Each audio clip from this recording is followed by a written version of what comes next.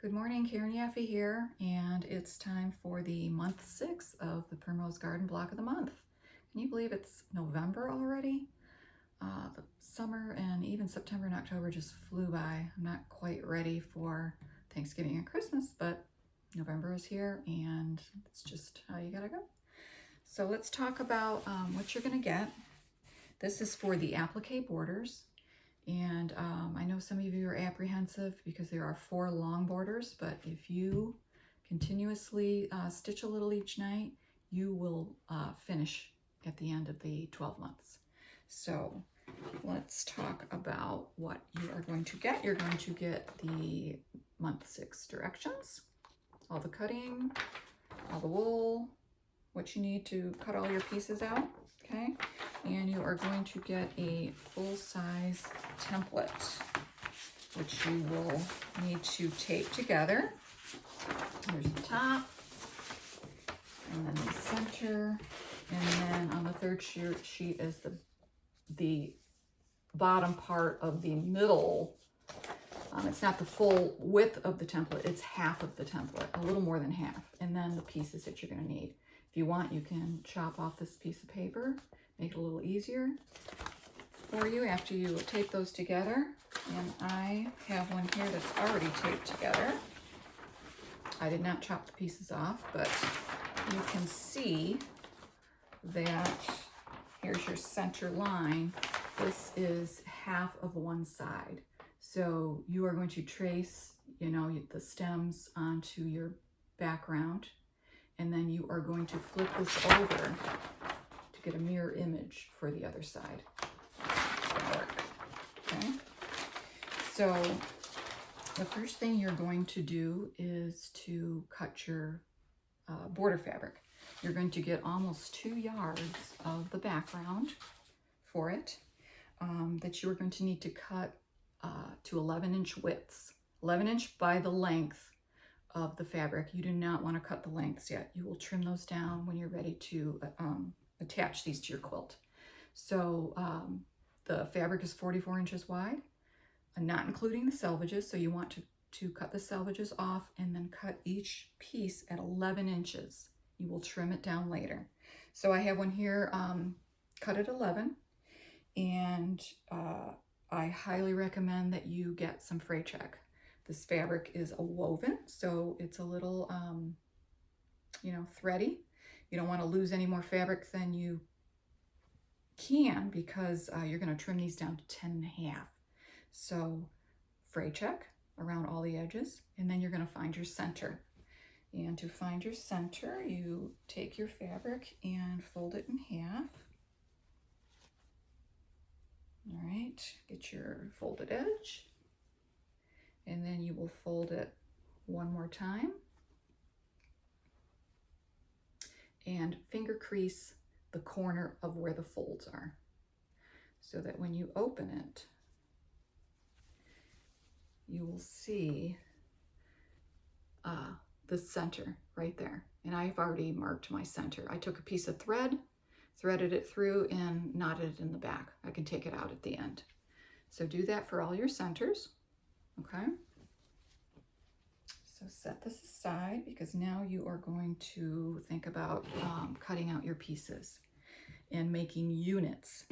So what I mean by a unit is on each of these, show you a picture here. This is half, a little bit more than half of the border. So what I mean by unit is each flower, the center and all the petals is a unit. This plum flower's got the three front pieces and the back piece and the leaves. That is a unit. And each of these little pink buds and the leaf is a unit. That's what I mean by units.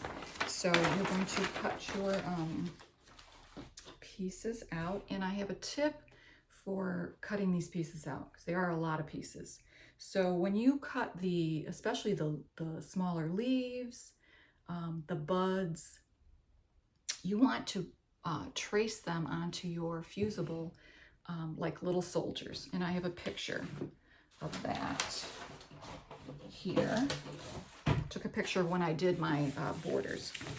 So I just pretend this is a whole sheet of fusible, because I had already cut them into strips before I thought about taking a picture. So I traced them like all in a row, all in nice rows. And then when I was done tracing and fused it onto my wool, I then cut them into strips like this. Okay, cut them into strips.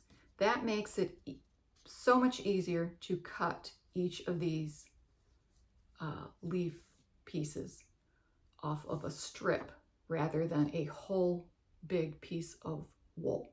So do that for the ones that you have a lot of pieces for. The buds, the leaves, the small leaves, the berries.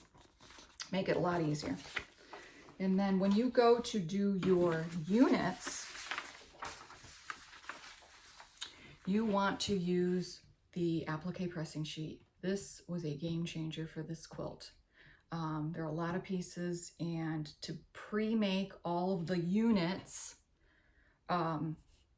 was so helpful. So I used this applique pressing sheet from Katie at Peaceful Gathering, of course. I swear to God, you really need one of these. So I have a few pictures of when I was making my units. This was for the plum flower. So I was able to fit 16 on here at a time to fuse them all together so they were a unit that I could then put on my background very easily. And this was the buds. I was able to fit 60 buds and pre-do them on here to be able to place them later as a unit. So I highly recommend that. And then when you're done cutting all your pieces, you're going to need something to store those pieces in. You can use baggies, you can use bowls. I used this little loaf tin that I had, which was perfect, and I have a picture of that also. To put all my pieces in here. The red ones aren't in there because they were bigger pieces, but I was able to fit almost all of my pieces into this loaf tin, and it worked wonderfully. So I recommend that, okay? So after you're done making your units and cutting your wool pieces out, also, if you don't want to cut all of the wool pieces for all 4 borders, you can cut enough for the one that you're going to do and stitch it and then go to the next. But I would really recommend that you at least trace all of your pieces onto your fusible, all that you're going to need, and iron them onto your wools so that at least that's all done, and a better chance of you not losing any pieces or anything like that. Okay, so the next step would be to mark your border or your one side. So I am going to move my light box over, and then I'm going to lower this camera, or this phone I should say, not a camera, but the camera on my phone. Lower this down so you can see what I'm doing. All right, so I have my light box. This is my little light box. When I first started designing, I think it's been about 3 years, I was told that I needed a light box, and I didn't even know what it was, but they assured me that I needed one. So in case I didn't like it, I just bought an inexpensive one, and this has worked fine, but I would love a bigger one. This one is starting to turn on and off on its own. So pretty soon I'm going to buy the one that Katie has at the shop. Actually, I think I'm going to ask her for Christmas, because then somebody else can buy it for me. She has a really nice bigger one than this, but this worked out fine.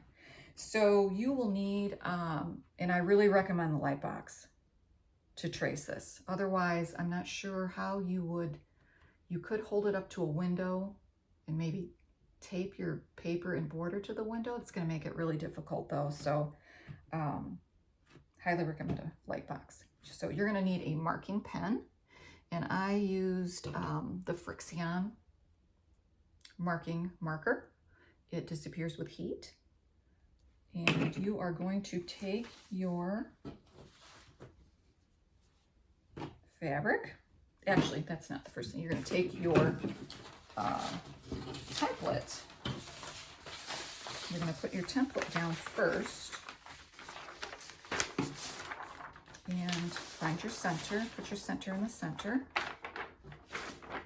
All right. And then you'll take your fabric and make sure that the side that you're using, that you want to be, that your applique is going to be on, is the same side as your center medallion. You don't want them to be different. They are slightly different. You can use either side, but you want to keep it consistent. So lay that down, and your fabric is actually the same width as this paper, which makes it really nice. And then I put a few pins in so that it didn't shift. I put one on each side, and then I put just a couple a little farther down. Flattened out my piece a little farther down. And the thing that you're going to want to trace, definitely trace, are the stems. All the stems on this side. And make sure that you go into the leaf a little, because you want that leaf to cover the end of the stem. So you're going to trace, just trace right down the middle of that fat stem and just move it as you go. And your wool is going to cover this marker anyway, so it's not going to show. And I'm not going to do the whole length of it, but you get the gist of it. You cannot do the other littler stems yet, because once you fuse this on, it would make those disappear. So you're going to do those after. I did all my stems first, my center and my stems first, and then I went back and placed all my units and leaves. And you also want to make sure that you do the other side of the center. I have a few stems traced here. This is the mirror image of the other side, because when you're done tracing all of your stems, and if you wanted to, you could do your center flowers. I didn't. I was, when I was ready to fuse this down, I placed my 3 large red flowers, pinned them in a couple of spots, just so that when I carried it over to the ironing board, they didn't fall off. But you can trace those flowers if you'd like. So you're done tracing all of the left side of the stems and the few parts that I had. And then when you take this off, take your pins out, leave your fabric the same. It's going to stay there. You're going to flip this over with the mirror image, and you're going to lay this on here and make sure that those parts of the stem that were on the right side match up to these stems that are on this side. Now, if it's a little hard for you to see through this because you had to flip it over, just take a marker and mark your stems and a little bit of your flower. And then you just continue to mark the rest of your stems just like you did for the other side. Okay? So that when you're, let me just turn this off, maybe, that it's not working. See what I mean by not working? Okay, there it goes. Okay, so now you can see where I marked my stems. All right. So when you go to, the first thing you're going to do is your center 3 flowers.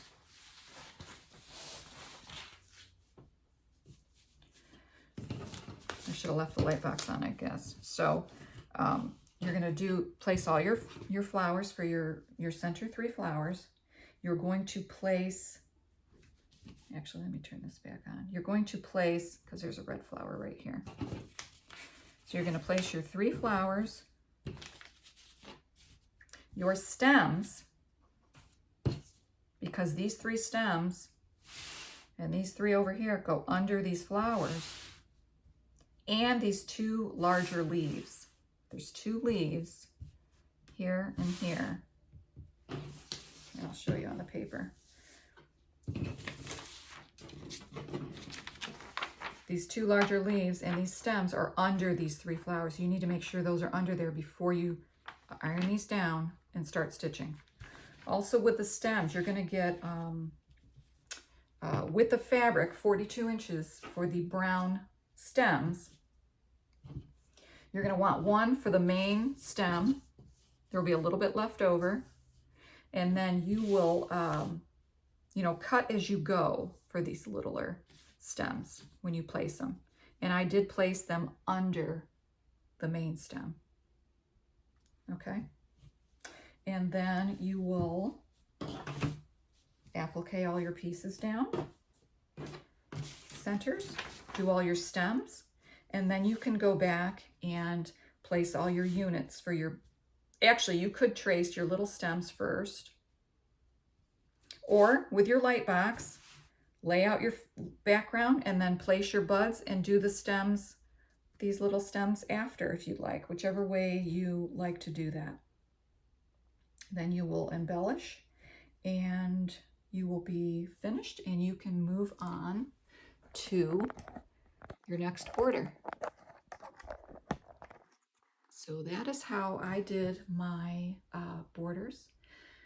I had, I think, 6 weeks to do the center medallion and the 4 borders. I did have to ask Katie to help me finish the last 2 borders because it was crunch time. In 6 months, I am sure that you girls and guys, if there are any guys doing this project with us, can finish those before the end of the 12 months. So happy stitching. Let us know if you have any questions. We'll be happy to answer any questions that you have. Thank you.